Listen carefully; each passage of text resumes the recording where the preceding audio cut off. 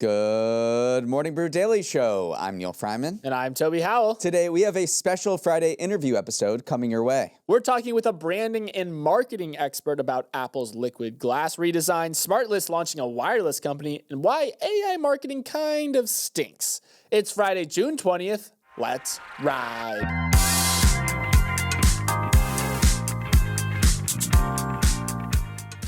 Raise your hand if you've ever had some thoughts on a company's logo change or redesign. Yeah, a lot of you. Everyone has opinions on marketing and branding, but perhaps no one's thought more deeply about the subject than our guest today, Ashwinn Krishnaswamy, on a special Summer Friday episode of Morning Brew Daily. Yesterday, Juneteenth, was a company holiday for Morning Brew, so today you get to hear us talk to Ashwinn. He's a consumer brand builder extraordinaire, helping launch numerous consumer-facing companies through his own design agency. He's the guy you'd go to bring your idea for a pickleball shoe company or a non-alcoholic champagne brand to life, advising you on stuff like what should your logo be, who's your ideal customer, are you even good at pickleball? We asked him about some recent branding debacles like HBO Max changing its name every other week and Jaguar doing whatever that was. Ashwinn also told us the one thing every AI company is messing up when it comes to their marketing. All in all, it was a super fun conversation where you'll hopefully learn a lot more about all that goes into a company's design language and brand, but also get some hot takes along the way. But first, a word from our sponsor, Amazon Ads. Neal, you know that feeling when you show up to a podcast and realize you prepped for the wrong topic? What? No, I've never done that before. Honestly, you haven't, but I certainly have, and basically just riffed over here. But I hated that feeling and want to avoid it in the future, which is why Amazon streaming TV ads are so helpful as someone who is trying to build a small business. It helps you avoid that feeling of preparing for the wrong thing and helps you meet relevant customers where they are watching. Whether you're a local business, a service provider, or just trying to grow on a budget, Amazon Ads help you show up while your audience is watching the shows they actually care about. And you can measure what's working, tweak what isn't, and get help improving every step of the way. That's how you market like you mean it. Gain the edge with Amazon Ads by going to advertising.amazon.com/start now. That's advertising.amazon.com/start now. Now, without further ado, here's Ashwinn. So Apple just announced a major design shift, their first in a decade, to a new language called liquid glass. What do you think was the strategy behind liquid glass, and what do you expect the reception among users to be when it comes to their phones this fall? So it's so interesting to see the difference in commentary on TikTok versus Twitter, which you've maybe seen on Twitter, especially like among like design community and like more older people. There is a ton of feedback that it looks horrible and you can't see anything. And then you go and look at the commentary on like TikTok and people are like, oh, this is so fun. This is so exciting. It's like customization. I can change it however I want. And I think it's just like, it's going to polarize people in a couple of different ways. I mean, I've now had the iPhone since 2009 and I've been so accustomed to a very specific design system. Sure, they've gone like skeuomorphic to what it is now, but like the liquid glass stuff is a little bit different. And I think we don't like change. Did they invent this out of thin air, or were there existing examples that they sort of drew inspiration from? I think there's always existing examples that they draw inspiration from. I don't know what the specific inspiration for this is, but I think like Microsoft probably had some similar stuff like from older versions where they pull this idea of like frosted glass.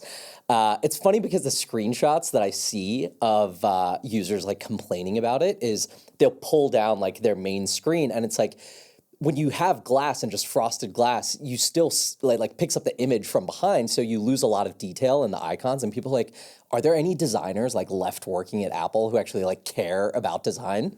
I saw some Galaxy Brain takes of how they're pushing towards a multi-modular system where like it's based off like the Vision OS software. Yeah. And so like where they're going to be layering things in like real space and time, so they're like seeding people into getting used to that. But in the meantime, while we're still having iPhones, it stinks. Like the readability stinks. So I'm glad that you're seeing some people loving it and some people not liking it. But it kind of brings me to my next question. Do you think Apple is okay right now? Like, there's been a lot of reports of its demise and how it's just doing this facelift when they should be getting on the AI train. Where do you think Apple is right now in their evolution as a company? Yeah, I think they're, so number one, I think they're just fine, right? And it's like, people always talk about like the biggest companies in the world, and it's like, they're dying.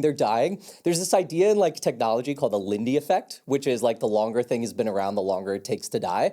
So this was often like brought up when people would be like, Snapchat is the Facebook killer. Well, it's like, Facebook's been around for 20 years, and like, if anything, they're gonna like die an equally slow death. It's gonna be like 20 years, but they've just reinvented themselves a number of times. And so Apple's like very aware of the writing on the wall and that they're losing like some of the AI kind of like war to GPT.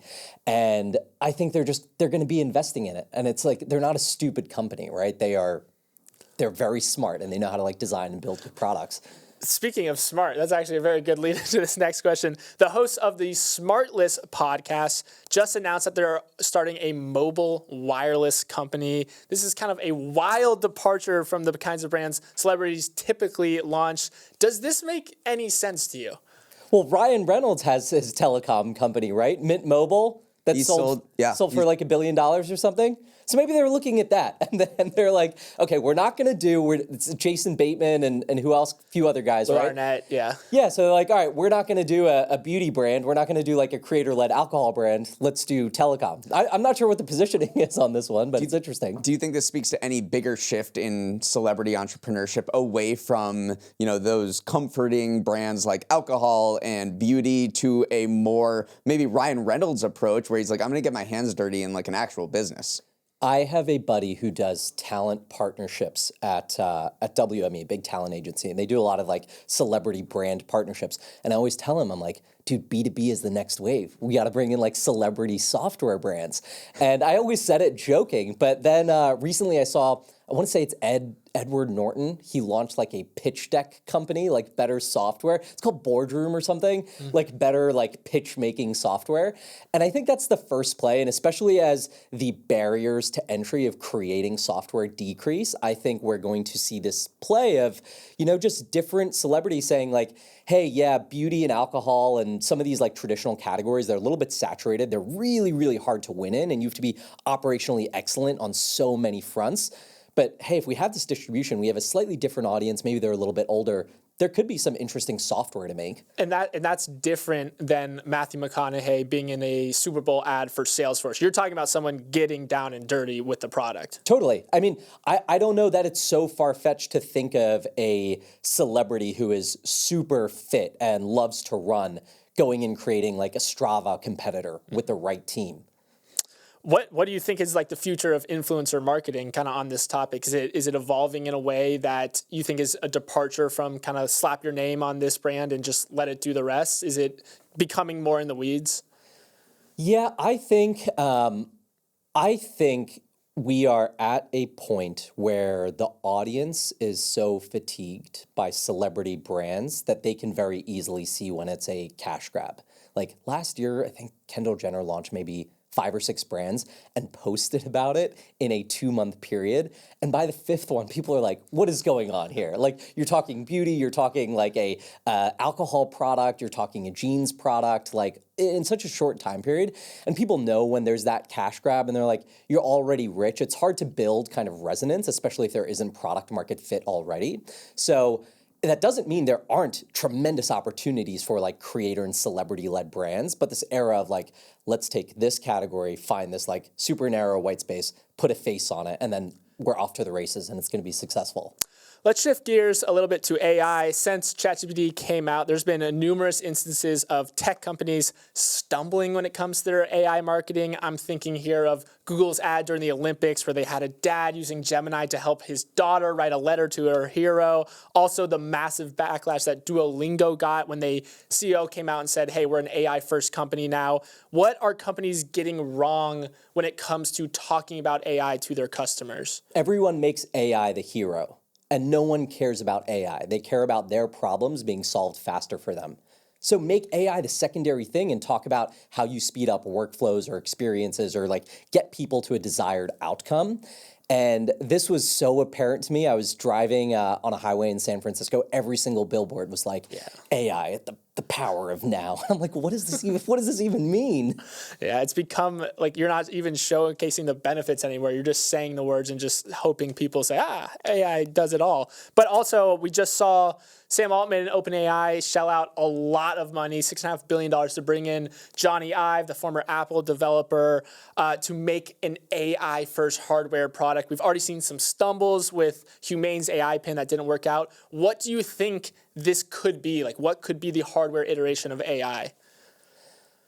I think it probably starts. So when you look at the existing model that people are familiar with, it's like Alexa in their home, and we talk to this thing.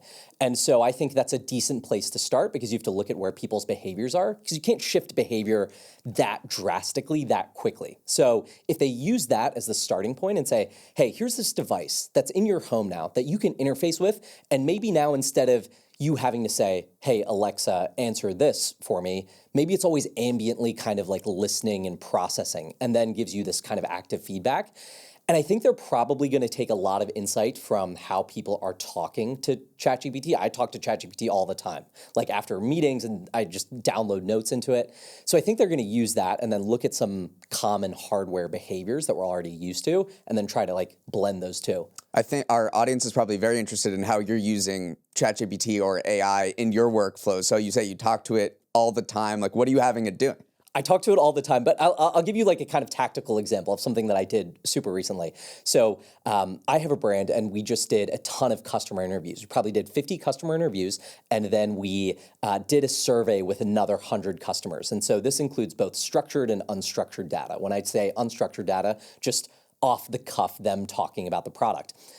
We wanted to take all this information and then use it to inform our ads, the audience that we go after, as well as how we talk about our product from like a copy and messaging standpoint. Before kind of AI, I would have to parse through all of this, pull out the insights. It'd be an exercise that takes me a couple of weeks to do. With AI, I feed it all of the data and then have it analyze it and think like a really smart copywriter or market strategist and say, hey, what are the ads or angles we should test? What should our landing page copy look like? Where is our Amazon storefront coming up short? Are you using it for any actual creative outputs? Like, are you asking it to generate images for ads? Are you asking it to generate actual copy that makes it into marketing materials? So I use it because I have some background in design. I use it to generate background assets or supplemental images. I do not use it to generate the entire ad creative that many people do. It's like we saw Twitter was ablaze when 4.0 came out. People are like, I'm just going to generate hundreds of like sloppy images and run it. It's like, no, you still need to be like a decent marketer and like think about the angles. And I think it can, what would otherwise have taken me, hey, I got to get this really specific shot of this mug on this table, and that's just going to be this blurred background image. Well, now I can just generate that image and then create the rest of my creative. Yeah. All right, we'll be back with more Ashwinn right after this. We need to talk about some marketing flops because that is extremely fun. What can we learn from the HBO Max branding debacle? What I am curious about is what has the leadership or management change looked like at HBO over the past 4 years, and how often are people cycling in and out?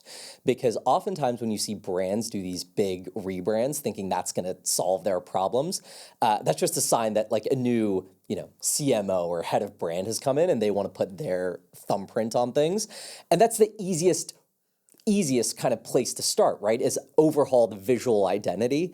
So I think it's almost comical, right? It's a meme, but it's almost getting them this like earned awareness where people are thinking about and talking about HBO and Max more than they ever have been. Do you think they're playing 4D chess? Do you think they're doing that? Or no, it's just bad leadership? Having talked to a few of these large streaming services from a content and social standpoint and kind of like modern marketing standpoint, there's no way they're playing 4D chess. They just don't understand like the internet at that level. Yeah, people rarely. Although the last HBO Max rebrand did come with a lot of memes, a lot of like leaning into the joke. So I do feel like someone in their social department at least figured out like, hey guys, this is what people are saying about us. Let's just get out ahead of it. So there was a little bit of chess going on. I don't know if it was 4D at that point. Yeah, maybe just like they're just responsive to what's happening. Right. Exactly. On that note, like how much does a company's or brand's name matter?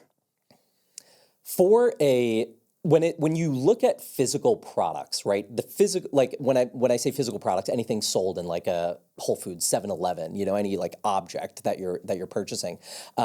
Brand names and brand identities matter a lot for recognition, discoverability, like word of mouth. When you get into services businesses, and then you get into streaming businesses, especially, right, when we're talking about HBO versus Max versus HBO Max, I think it matters a little bit less because it's like, well, you have the app, you generally recognize it, you maybe use 3 or 4 different streaming services, so it's not like, oh man, I can't remember that one thing. It's like, I just want to watch Game of Thrones. Like, where is it? I'm going to figure it out anyway. So in some categories, it matters quite a bit. In other categories, I think you're okay kind of making these like mistakes. We have seen a couple of major rebrands recently. One minor rebrand was actually Walmart just slightly tweaking its logo. Another big rebrand was Jaguar changing its entire visual identity. Both of them elicited pretty strong reactions from customers. What is it about a rebrand that brings out those strong feelings? Yeah, so the Walmart one is interesting because Walmart changed their logo ever so slightly, right, imperceptibly. And then the public, or like the meme is, oh, this was a rebrand and someone got paid tens or hundreds of millions of dollars to do this thing.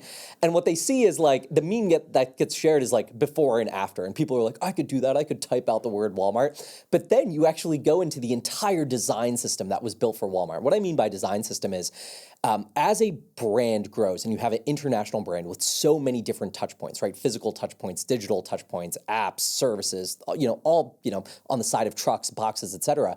You need a consistent visual system, right? Everything from illustrations to iconography to word marks to type to colors that can expand on this system. And what often happens as companies grow very quickly is that all of these different departments will make ever so subtle tweaks because they're hiring external agencies. And then you're like, oh, now we have this like Frankenstein design system where we have 73 shades of blue when we should have just had 3 to maintain this consistency. So a rebrand that like Walmart did is actually just a slight evolution, but it's really a lot of this behind the scenes like foundational design system work that matters, that like a lot of people who aren't designers or have ever operated in those fields, they don't understand the value of that, especially at the scale of Walmart. Like creating consistency there is going to save them a lot of time and money. But it's fascinating to see how emotionally invested regular people are in a company's design decisions. For some reason, it elicits like the most strong reactions of any sort of corporate decision that a company can make. Well, here's the thing. It's the easiest thing to have a decision on. Right. And the easier thing is to have a decision on, the more input you're going to get. We've all designed something, right? Even if the last thing we designed was in like high school, like you design a book cover for some report. So we feel like we can have opinions on like color and look and feel of things, whereas it's like, hey, should we change our shipping route from like, this country to this country? No one can talk about that. No one has the right to have any opinion on it. So that's where I think we see like a lot of the public getting very invested in that type of stuff. All right, so we talked about some flops. What are some of the smartest product launches and associated marketing campaigns you've seen this year? One that stands out to me is Jake Paul, like creator-led brand. He's not a creator-led brand, but he launched W, which is a, men's body care line. He launched a deodorant and all these other products. And what I found fascinating about his launch is he didn't say, hey, one day I'm just like going to launch this thing, and it's this one and done thing where I kind of contrast this to Beyonce launched a hair care brand called Sacred. She, I think, maybe posted about it one day, but if you go to her account, like there's no association between her and this brand at all, which can be a strategic and intentional decision on its own merit. But Jake Paul's like, I'm the master of commanding attention. So I am, and this was around the time of the Tyson fight too. So leading up to it for a week, he was creating all of this content. Him and this brother did this like phenomenal like lie detector test video that actually turned out to be an ad halfway through for W. They rolled out in Walmarts nationwide. And then for probably like 3 weeks afterwards, W played some role in every one of his videos, his reels, his YouTube videos. He changed all of his like social avatars to W and like driving traffic there. And that's where I think a creator-led brand has a higher likelihood of getting traction and success, when there is a creator who knows how to garner attention and then is repeatedly talking about it over a long period of time. Seems like you're talking about commitment. Yes. Yes. Jake Paul and Logan Paul, obviously they command a lot of attention, not all of it good attention all the time. Do you delineate between all attention is good attention, or does it have to be like the right kind of attention? Because there's people who can make headlines, but not all of them the most positive. Do you think that brands need to be supported by someone with more positive headlines than negative, or does it just not matter? I think it's a question of like how negative is negative, right? If they, you kind of look at like Elon Musk and like the impact that it's had on like Tesla and SpaceX and like how kind of polarizing he has been with like certain views, and it's like can be seen as super negative by a large population of people. I don't see a similar thing. Like Jake Paul and his brother, like they act stupid a number of times. Like the most negative headline was probably like 15 years ago from them. And so I think in that stage, as long as there isn't this like tremendous like reputational risk when they come out and say something, it's kind of just like additional like eyeballs and attention on them. If you did want to launch a brand in the year 2025, how would you do it? And would it be much different than it was maybe 5 years ago, 10 years ago? 5 or 10 years ago, the play was really, we can find an opportunity, and if there's enough, you don't even need that much gross margin on your product. We can just play this arbitrage game on Facebook, right? We can acquire a customer for $5. We have $20 of gross margin, and then we can scale that really quickly. Those days are completely over. So one of the conversations I was having, someone was saying, hey, where's the arbitrage right now? And I'm like, for the past 12 months, it's probably been TikTok Shop. It'll probably be TikTok Shop for the next 12 months. So I'd probably start and lean pretty heavily, like reverse engineer the product and brand to work very well on social, right? So what this means is for TikTok Shop, it's high repeat purchase. It is maybe in the beauty or skincare space, there's a clear kind of demonstration or use case of the product, and it probably sits at under a $40 price point. Again, that's if you want to build a product that can kind of like take advantage of some arbitrage that exists from a customer acquisition standpoint. But in terms of like foundational brand building, all of that stuff is really the same. And it's like, you have to build a community, you have to build loyalty. You can't just rely on one channel. You have to build a kind of like omni-channel business. And those tenets mattered 10 years ago, they mattered 30 years ago, they still matter today. It's just the tooling has changed a little bit. You recently went to a Sephora. What did you learn there? It's my first time. It was my first time actively in a Sephora looking around. There's so much beauty product and there's so many unique names for them, and I'm like, oh, they rebranded lip gloss into like a collagen lip plumper. Turns out when you do that verbal gymnastics, you can 4x the price of the product. So I think it was an interesting exercise in seeing how the variety of products, all of the ways that they talk about these products, and then you have some brands that lean heavily beauty, and then some brands that lean so heavily into the science and clinical studies that you don't even know what they're saying. And K18 was one brand that stood out to me. They're like biomimetic hair science. And I'm like, I might believe this. So it sounds like we have to launch a biomechanic lip plumper with collagen on TikTok Shop and generate some headlines if we want to launch a brand in the year 2025. That seems like that's all the Venn diagrams right there, right? I'm in for $1 million. All right, there we go. That's what I'm talking about. All right, we're going to finish off with a kind of fun segment. I just want you to power rank these brands or companies when it comes to their marketing right now. And we're going to start you off in the running space. I know you're a big runner.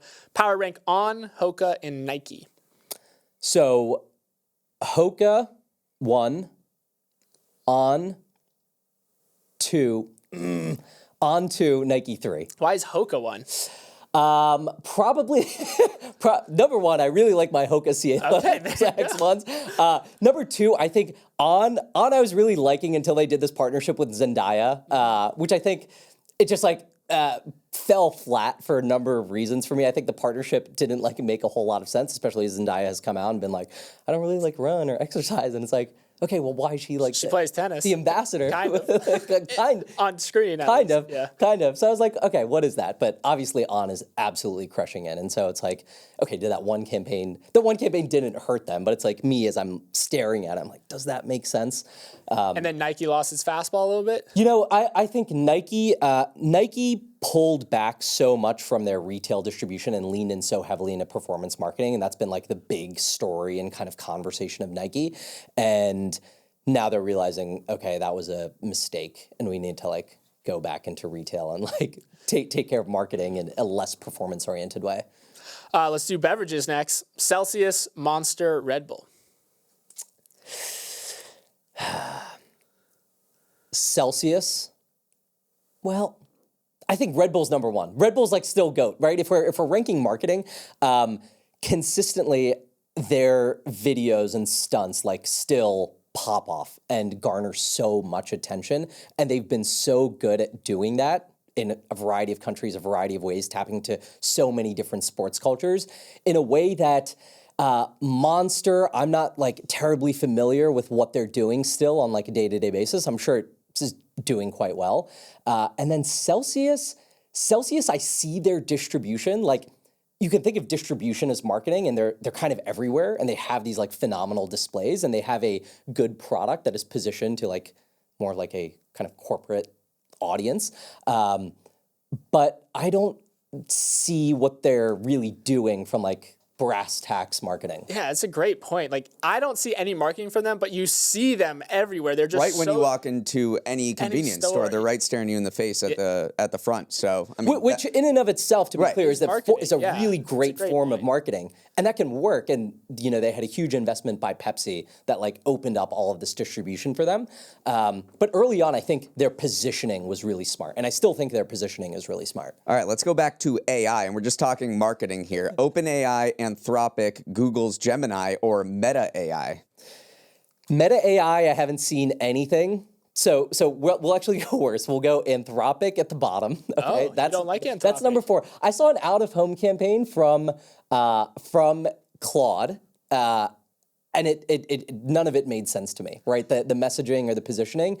And I think this is kind of a function of you're very close to the product and you know what it is, but the passerby, even people who'd be interested in AI, it's like, well, what does that mean? It was like, one of the billboards was like, your thoughts up and to the right. And I was like, that's so like SF coded. So there was one campaign that stood out to me, so I didn't like that, but I'm sure they've turned around. They're doing just fine. It's interesting because Anthropic to me was the only one with like a visual identity at this point. They have kind of that tan color. They have kind of a fancy font. And I'm not sure any of the other ones quite have that same design language. That being said, I don't know what the words are saying on their out-of-home stuff. They have, you know, a brand, but that's interesting that you ranked it so low because they may have jumped the shark a little bit when it comes to like how artsy you can get with AI advertising. Well, you know what? Now that I think about it, did Meta AI do a ad for the Super Bowl? Yeah, they did. Well, it was their AI glasses. It was the AI glasses. Like okay, yeah, that kind of fell a little bit flat to me. So we'll rank that as number 3. GPT is number 2 because I just can't even think of anything that they've really done. They've just been in this like dominant number 1 position that I don't know that they've gone too crazy with their marketing outside of that. And then Google Gemini, you referenced the Super Bowl ad. I thought that was a great ad because it humanized a way in which you could use AI to some benefit. And I think when the bar is so low that all of these AI companies, it's just like they're talking to other AI leaders at their companies. This is the first one that's like, hey, let's take just like a human first approach and like try to create this narrative that we're like solving their problem somehow a little bit easier. The bar is so low and people are limping over it at this point. Let's talk about people. These are just the PR images of certain celebrities, and I want you to rank Sydney Sweeney, Timothy Chalamet, and Glenn Powell. Who's kind of on top of the heap right now? Timothy Chalamet, I think, is winning. Timothy Chalamet is winning after, what was it, his Oscar speech? Yeah. Or did he win an Oscar?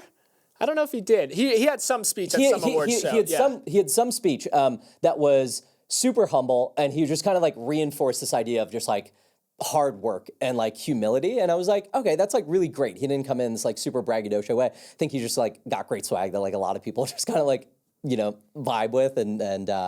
So we'll rank him as number 1. Sydney Sweeney's just like been on a tear, so I think she's number 2. She did a partnership recently where she bottled up her bathwater with Dr. Squatch, and so she plays her cards to the audience. You know. What did you think about that partnership? Gets attention. Yeah. It gets attention. I'm sure they sold those bars. We tried. No one bought it. We tried to body up our bathwater. No one was really buying the Neal and Toby complete fail. bathwater. Complete fail on our part. Well, I think we have a better idea in the biomechanical lip plumper. Yeah, exactly. We got that going. Emily's telling me the Timothée Chalamet speech was at the SAG Awards, if you want to go watch. It was about, okay, yeah. It was about him wanting to become great. Yeah. Yes. I mean, hey. Yes. If he should have passed on some of the greatness to the Knicks because it didn't work out so well for them. Neal, you want to do our final category? Sure. Final category, we got wellness trends, creatine, protein, THC drinks. God, it's protein and everything. Yeah. Khloe Kardashian just launched a protein popcorn. Hilarious because it has like 5 grams of protein in it. Like, does that really count as protein? Like, that's hardly anything right there. So here's the thing.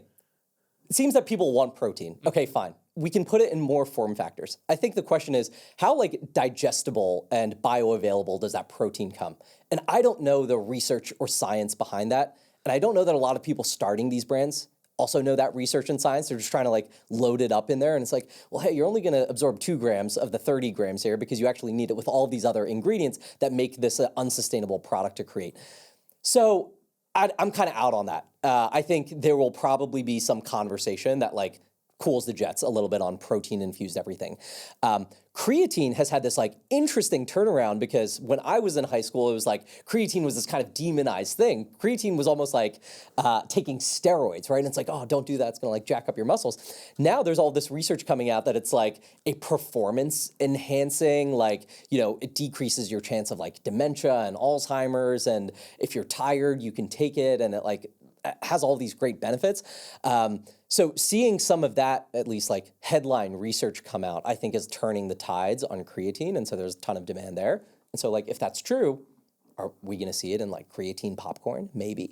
And then, now let me rank it. THC drinks number 1, creatine number 2, protein number 3. Why are you so bullish on THC? We have people drinking less.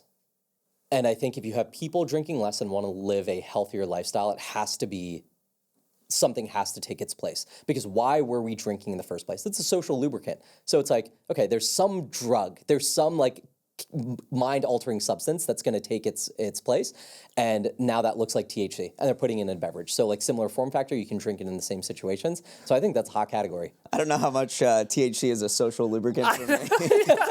They're going to lubricate just sitting and staring just at one. Immediately down. And probably eating the creatine popcorn because you got a little bit of the munchies. Ashwinn, thanks so much for dropping by. We love talking marketing and branding with you. We could go on all day. If you want to hear more from Ashwinn, you can follow him at Schwinnebago Brand. Great social handle on all social platforms. He posts videos breaking down the biggest marketing stories and brands of the day. So definitely give him a follow. Ashwinn, thanks for jumping by. Thank you for having me.